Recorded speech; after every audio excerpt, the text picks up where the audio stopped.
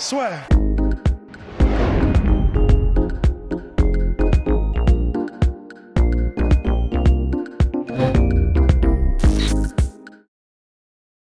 Oumar Sy, bonjour. Bonjour. Alors, on va revenir un petit peu sur ta carrière, sur comment est-ce que tu en es venu au MMA, parce que d'après ce qu'on a compris, en gros, c'était pas exactement le plan que tu avais depuis le début, c'est pas le truc auquel tu pensais depuis tout petit, etc.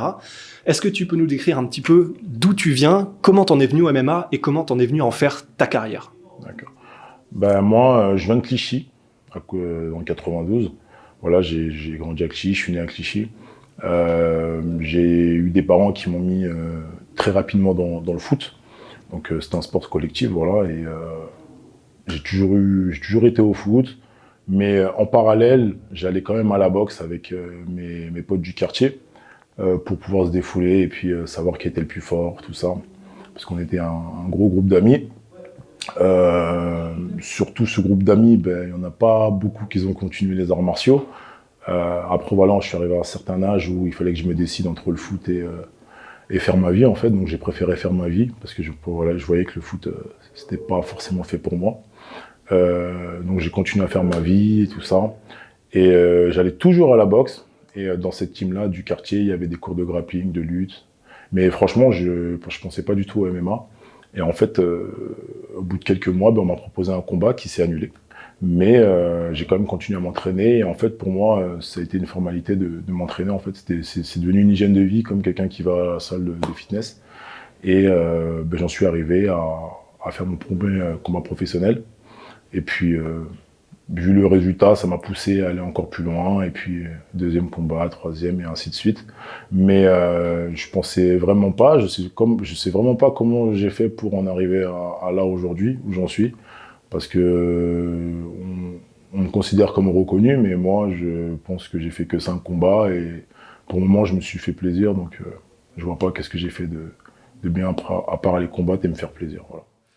Bah du coup, qu'est-ce que ça fait la première fois que t'es rentré dans une cage pour combattre un autre gars, sachant que c'était même pas forcément ce que t'avais en tête comme plan de carrière ou quoi? Comment est-ce que tu t'es senti la première fois dans une cage? Bah, j'avais l'habitude de m'entraîner avec des gants de boxe, avec des protèges tibia, tout ça. C'est le souvenir que j'ai en tout cas. Et quand je suis rentré dans la cage, même à l'échauffement, j'ai mis les mitaines, je m'échauffais au pas d'ours avec les mitaines. Déjà, c'est quoi, j'arrive même pas à frapper. Et quand je suis rentré dans la cage, je me suis senti vraiment nu. Parce que je regarde mes jambes, je vois j'ai pas de protège tibia, j'ai des petits gants, je suis torse nu, j'ai l'habitude de m'entraîner habillé. En fait, c'est des choses où je suis parti à l'arrache, où je me suis pas préparé. En fait, on m'a pas préparé non plus. Et franchement, ma première entrée dans l'octogone, laisse tomber. Après, voilà, une fois que ça a sonné, je me suis dit, bah, c'est soit lui, soit moi. Et bah, ça s'est conclu en bien, mais jusqu'à aujourd'hui, j'ai même pas le souvenir du combat, en fait. Ça s'est passé sur le moment, et voilà. Du coup, t'as même pas eu le temps, entre guillemets, d'avoir du stress, de penser à quoi que ce soit, t'as été pris par les événements, t'as même pas eu le temps, entre guillemets, d'avoir d'angoisse ou quoi que ce soit, c'est juste, ça s'est fait comme ça? On m'a proposé un combat, j'y suis allé, et j'ai fait ce que j'avais à faire. Franchement, j'aurais très bien pu perdre mon combat. Voilà, aujourd'hui, j'ai gagné le combat, et puis je suis fier de moi, mais je pense que c'est juste les premiers combats. Voilà. Là, je suis vraiment au début de ma carrière, j'en suis conscient. Parce que quand je vois des gens qui ont 15, 20, 40 combats, je sais que je suis au début de ma carrière. Aujourd'hui, je sais que les carrières peuvent démarrer aussi vite, mais je préfère... Enfin, j'ai toujours été avec des coachs qui m'ont vraiment mis les pieds sur terre, donc j'en ai rien à faire d'avoir 5 combats, 5 finishes ou pas. On est là pour se faire plaisir, et puis je fais ce que j'ai à faire, tant je peux le faire. Est-ce que tu peux dire en quelques mots où et avec qui est-ce que tu t'entraînes? Bon, en fait, c'est un peu bizarre, j'ai pas d'équipe. Voilà, j'ai pas d'équipe. J'ai une team de boxe anglaise qui est le Red Star Boxing à l'île d'Eval, à l'île Saint-Denis, là. J'ai ma team de lutte à livrer qui est à Clichy, le KFBC Clichy avec Mehdi Hotman.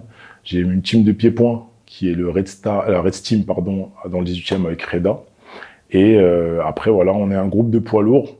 On a un groupe de poids lourds parce qu'avant ça, ils se sont tous affrontés entre eux. Ensuite, vu qu'ils se sont affrontés, c'est devenu tous des amis. On a créé un groupe où on se rejoint pour pouvoir faire du MMA. Et puis voilà, c'est comme ça que j'apprends. Et puis en parallèle aussi, chaque préparation de combat, je vais au All-Star en Suède. Les coachs me suivent à distance. Et puis quand je vais là-bas, franchement, ils sont avec moi, ils me suivent, ils sont derrière moi. Donc c'est comme ça que je progresse. Voilà. Et c'est comment de s'entraîner au All-Star en Suède? Parce qu'on sait qu'il y a énormément de stars là-bas, il y a forcément des très gros noms. Comment est-ce que c'est de s'entraîner avec eux et qu'est-ce que tu as appris de là-bas? Là-bas, il y a beaucoup de sparring. Ouais, il y a Gustafsson, il y a Latifi. À l'époque, j'y suis allé, il y avait Jimmy Manuwa, il y a Khamzat Chimaev, il y a Allen. Il y avait pas mal de personnes de l'UFC, du One Championship, du Bellator, Carlos Brixton, Sébastien, etc. Mais sincèrement parlant, moi, quand j'y vais, ce que je fais, c'est que je prends un billet d'avion à mes frais. J'y vais, je prends mon hôtel à mes frais, qui est à côté du gym, et puis je m'entraîne, c'est tout. Il y a plusieurs sessions par jour, 3 ou 4, ça dépend. Et puis ça me permet de rester focus. Et puis sur une courte période des 3 semaines d'entraînement, ça me permet peut-être de progresser, peut-être ce que j'aurais pu faire ici en 6 mois. Et ça me plaît. Et avant chaque combat, ça me permet de rester vraiment focus. Et là, pour tes débuts, effectivement, t'es effectivement très jeune dans ta carrière, 5 combats seulement. Et pourtant, tes 5 combats, tu les as fait dans des organisations majeures. Dans chaque pays dans lequel tu as été en Europe, c'est l'organisation numéro 1. Comment est-ce que ça s'est fait et est-ce que c'est un choix qui était conscient de te dire de toute façon j'y vais, c'est entre guillemets l'épreuve du feu et on y va même si ça va être compliqué parce qu'en plus tu sais que quand tu vas au KSW, quand tu vas à l'Octagone, ils vont te mettre des locaux et ils vont te mettre des mecs qui sont archi durs comme ça a été le cas. Comment est-ce que tu as organisé ta carrière et c'était quoi la réflexion derrière les combats que tu as pris et la manière dont tu l'as construite? Franchement, je me suis pas rendu compte. Moi, on m'a proposé des combats, j'y suis allé. À l'Octagone, je connaissais même pas. Donc on m'a dit, ouais, tu vas aller prendre un mec du pied-point. Bon, il a beaucoup d'expérience en pied-point, mais ce premier combat d'MMA. Moi, on m'a mis dans un truc où je me suis dit, ouais, bon, voilà, c'est bon, ça va le faire, tranquillou. C'est un combat que j'ai souffert. Heureusement que le cœur était là. J'ai réussi à terminer le combat. Bien sûr. Après, voilà, on m'a proposé le KSW. Je connaissais par rapport à quelques noms français de l'actualité française qui sont là-bas. Mais franchement, même avec ça, je me suis pas dit que c'est une grosse orga ou quoi que ce soit. J'y suis allé et en fait, en étant là-bas, je me suis aperçu que les 2 dernières organisations que j'ai faites, c'était vraiment du lourd.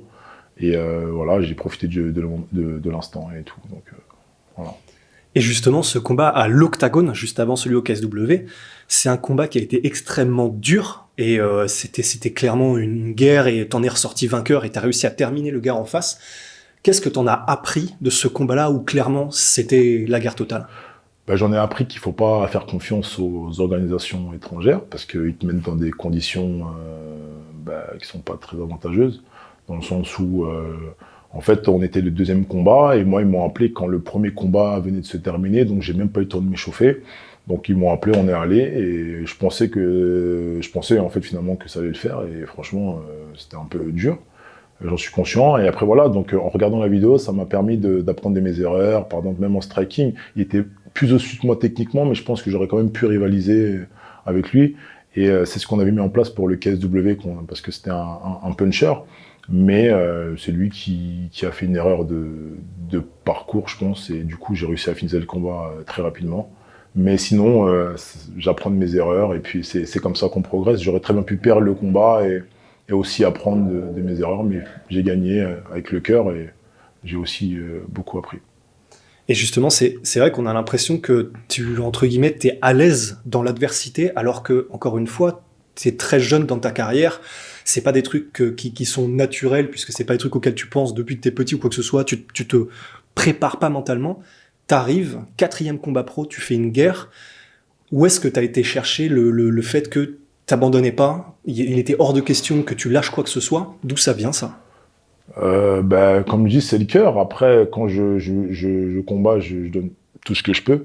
Mais même avec ça, je me suis pas rendu compte. Moi, on arrive au 2e tour. Mon coin, il me dit, Omar, tu t'es mangé un knockdown. Je dis, c'est quoi un knockdown? C'est-à-dire que même avec mon 4e combat, je ne savais même pas ce que c'était un knockdown. Il me dit, si t'es tombé. Je dis, non, je suis pas tombé. Il me dit, si t'es tombé. Je dis, non, je suis pas tombé. Il me dit, ok, récupère. Donc, je récupère. Et à la fin, je regarde le combat si je vois que je suis tombé. Donc, en fait, j'étais même pas lucide. Je me suis même pas rendu compte, en fait, du combat. En fait, je continuais à foncer, mais je me suis même pas rendu compte de ce qui s'est passé. Quand j'ai gagné, pour moi, j'avais dominé tout le combat, alors qu'en vérité, j'ai dominé juste la fin. Donc, donc voilà, mais non, je pense que c'est le cœur qui parle, c'est tout. J'ai toujours été un combattant dans l'âme, même à travers les sports de combat. J'ai fait des travails qui sont compliqués, à me lever très tôt le matin, tout ça. Donc, je suis en battant et je lâcherai rien. Et c'est quoi justement ce qui, pour l'instant, est le plus compliqué pour toi dans ta carrière à négocier? Que ce soit en termes d'entraînement ou peut-être en termes des choses que t'attendais pas, qui sont vraiment compliquées et tu te dis, j'espère que ça s'améliorera, mais là, c'est ce qui est, entre guillemets, le plus gros obstacle. à mes progrès, à ma carrière? C'est juste l'aspect financier, je pense. Aujourd'hui, ce qu'il faut savoir, c'est que je parle pas beaucoup, moi, via les réseaux sociaux, mais j'ai préféré réserver ma vie exclusivement au MMA. Voilà, je travaille quand même à côté, mais c'est très réduit. Bon, j'arrive quand même à gagner ma vie, mais c'est vraiment très très réduit. Mais je préfère m'entraîner le matin et le soir, à un rythme comme ça. Et puis dès qu'il y a un combat, je balance à 4 entraînements, 3 entraînements par jour. Mais je pense que c'est l'aspect financier aujourd'hui qui me pose problème. Voilà. Parce que j'ai pas d'équipementier, j'ai pas de sponsor. J'ai des sponsors qui m'accompagnent pour les combats, mais j'ai pas de sponsor dans la vie. Comme je vois les gens quand ils vont à l'étranger s'entraîner, on leur prend tout en charge, tout ça. J'ai rien du tout. Quand je dois m'entraîner, je m'entraîne, je vais acheter à Decathlon ou je vais au magasin de boxe pour acheter mes shorts et tout ça. Et puis voilà. Et là, ça progresse à vitesse grand V, ta carrière. Vu que c'est pas quelque chose auquel, encore une fois, tu pensais depuis tout petit, mais est-ce que tu as quand même une idée de où tu veux arriver? Est-ce que l'UFC te fait envie? Tu parlais du KSW. Qu'est-ce qui te fait envie? Est-ce que tu as un plan de carrière pour la suite? Le plan de carrière, en fait, il est écrit. Il me reste 3 combats au KSW. Là, ils m'ont libéré pour le RS Fighting. Donc, c'était plus pour faire plaisir à mes proches, tout ça, combattre à la maison. Le plan de carrière, comme tout le monde, la finalité, c'est l'UFC. Mais voilà, quoi. Je suis pas encore, c'est pas encore ça dans ma tête. Je préfère d'abord finir, prendre de l'expérience. J'espère, niveau santé, ne pas manger beaucoup de coups, donc terminer vite mes combats si j'en ai l'occasion. Mais aussi, j'ai envie aussi de prendre de l'expérience en faisant des 3x5 parce qu'à l'entraînement, j'ai du cardio, j'ai beaucoup de caisses, mais je me suis pas encore prouvé à moi-même pour voir si je peux faire un 3x5. Mais l'UFC, ce serait la finalité, j'espère. Et pour Arès, justement, le combat que tu vas faire contre Paulin Béguet, c'est à quelques kilomètres de chez toi, c'est juste à la maison. Ça va être devant un public qui est bouillant et la salle va être remplie. Qu'est-ce que ça te fait? Est-ce que t'es chaud? Est-ce que ça te motive? Ou est-ce qu'au contraire, t'es en mode ça rajoute quand même de la pression? J'appréhende, j'ai tous mes proches qui vont venir, voilà, que ce soit des collègues de travail, que ce soit les potes du quartier, les cousins des cousins, mes potes, ma famille, ma belle famille, tout ça, ma femme. Ils vont tous venir, donc j'appréhende de les décevoir. Mais non, sinon ça va. Je suis bien préparé, comme d'habitude. Voilà, on n'est pas connu, mais je suis avec des gens qui sont exceptionnels. Donc même si aujourd'hui certains pensent que j'ai un niveau dans le MMA, je suis pas tout seul. Je suis avec ces gens-là et c'est grâce à ces gens-là que j'en suis là. Donc je peux que être serein. Oh, merci beaucoup. De rien. Impeccable. C'est cool.